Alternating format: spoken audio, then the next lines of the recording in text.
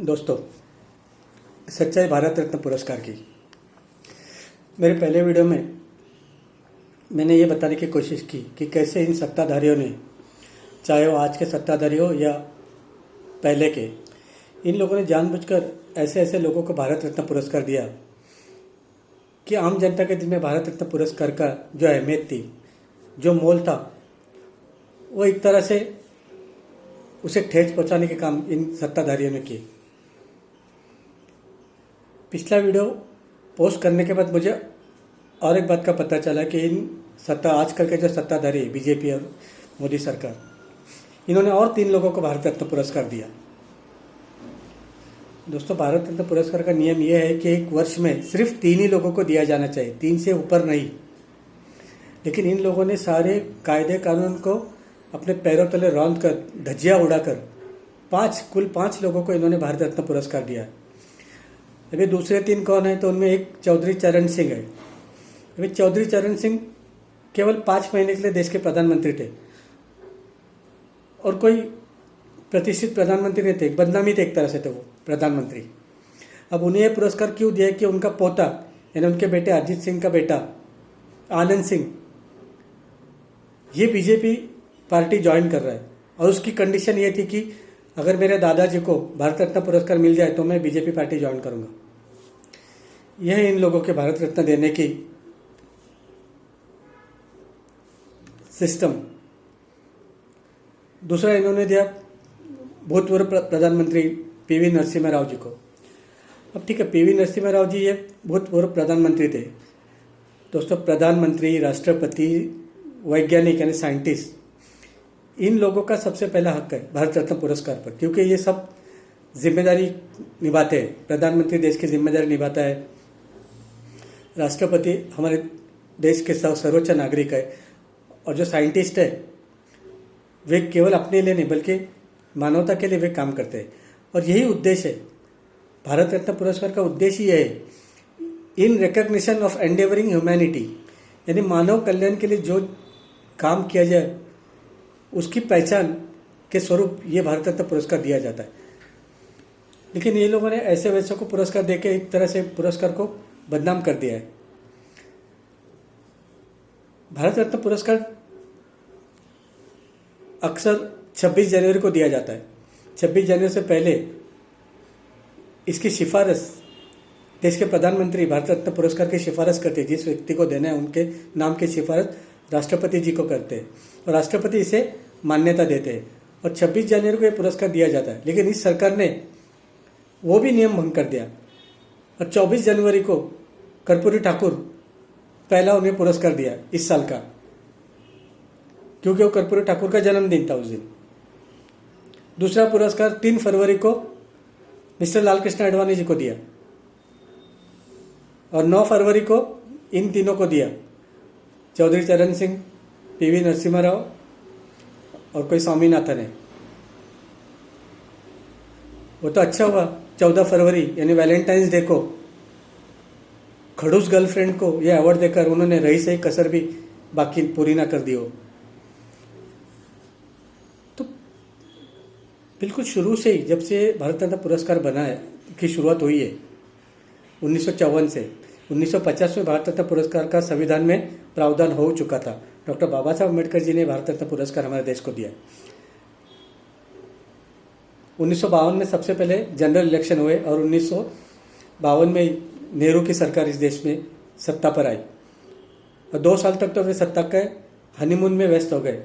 फिर जाके उन्हें पता चले कि भारत रत्न पुरस्कार नाम का भी कोई एक ऐसा पुरस्कार है जो हमें देना चाहिए लोगों को। तो सबसे पहला ही पुरस्कार उन्होंने ऐसे गलत आदमी को दिया, इसका नाम था राजगोपालाचारी। अभी राजगोपालाचारी महाशय कौन थे? तो भारत के आखिरी गवर्नर जनरल यानी ब्रिटिशों की गुलामी करने वाला, जो ब्रिटिशों का ये पोस्ट थी, ब्रिटिश गवर्नर जनरल अपॉइंट करते थे। तो उस ब्रिटिशों की नौकरी करने वाले व्यक्ति को इन कांग्रेसियों ने, जिन्होंने नारा दिया अंग्रेज भारत छोड़ो, और उन्हीं ब्रिटिशों की नौकरी करने वाले उस राजगोपालाचारी को इन्हें सबसे पहले पुरस्कार दिया भारत रत्न का। ठीक है, दूसरा पुरस्कार उन्होंने सीवी रामन जी को दिया, जो साइंटिस्ट है। साइंटिस्टों को दिया हुआ भारत रत्न पुरस्कार हम सर आंखों पर रखते हैं, हम उसकी कदर करते हैं। 1955 में दूसरे साल, जैसे मैंने पहले बताया कि भारत रत्न पुरस्कार की सिफारिश प्रधानमंत्री करते हैं राष्ट्रपति जी से, और राष्ट्रपति उसे अप्रूवल देते हैं। लेकिन नेहरू एक ऐसे प्रधानमंत्री होकर के हमारे देश में जिन्होंने खुद के नाम की सिफारिश की राष्ट्रपति जी को, और इंदिरा गांधी, ये दो ऐसे प्रधानमंत्री थे जिन्होंने खुद के नाम के सिफारिश रिकमेंडेशन किया कि हमें भारत रत्न पुरस्कार दीजिए, अप्रूवल दीजिए हमें भारत रत्न पुरस्कार लेने के लिए। अब बेचारे राष्ट्रपति जी करे तो क्या करे, ले लो, तुम्हारे बाप का राज है। तो इस तरह ये दो प्रधानमंत्री देश के, इन्होंने कलंकित कर दिया इस भारत रत्न पुरस्कार को, खुद के ही गले में भारत रत्न पुरस्कार की माला डालकर। तो ऐसे जिन जिन लोगों ने गलत तरीके से अपने आप को भारत रत्न पुरस्कार दिया या किसी और को दिया, उन सबको हम भारत रत्न की जो सूची है, लिस्ट है, उससे मैं खारिज करता हूँ। और उनमें पहला नाम आता है वो राजगोपालाचार्य, दूसरा ये इंदिरा गांधी और पंडित जवाहरलाल नेहरू।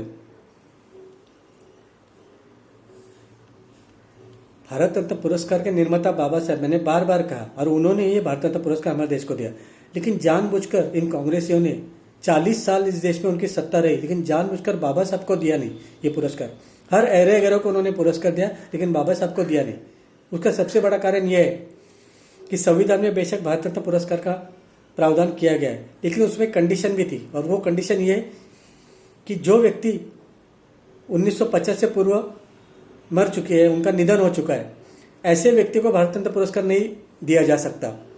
सिर्फ उन्हीं लोगों को भारत रत्न पुरस्कार मिलेगा जो संविधान लागू होने के बाद जीवित थे।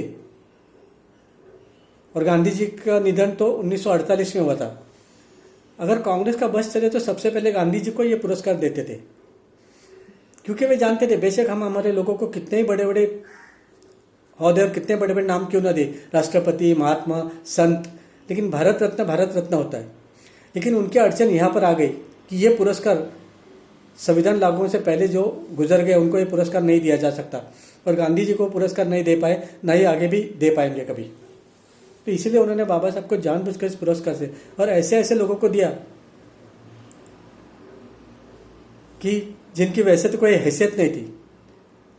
अभी इंदिरा गांधी ने एक ऐसे व्यक्ति को जो पुंगी बजाता है, अब पुंगी बजाना यानी वो शहनाई बजाना कौन सा मानवता का काम है। हमारे मुंबई, पुणे, नासिक, यहाँ पर ऐसे ऐसे बैंजो प्लेयर है जो ऐसा बैंजो बजाते हैं कि हमें नाचने को दिल करता है। तो अगर पुंगी बजाने वालों का भारत रत्न देता तो बैंजो बजाने वालों को भी भारत रत्न दीजिए ना, वो तो आम जनता का मनोरंजन करते हैं। तो दोस्तों इस तरह इन्होंने भारत रत्न पुरस्कार को बदनाम करके रखा है, और आज लोग मजाक उस भारत रत्न पुरस्कार करते हैं, ना कि उन बेवकूफ़ों का जिन्हें पुरस्कार मिला, जिनकी हैसियत नहीं थी इस पुरस्कार को लेने की, लेकिन जानबूझ के ऐसे लोगों को ये पुरस्कार दिया गया है।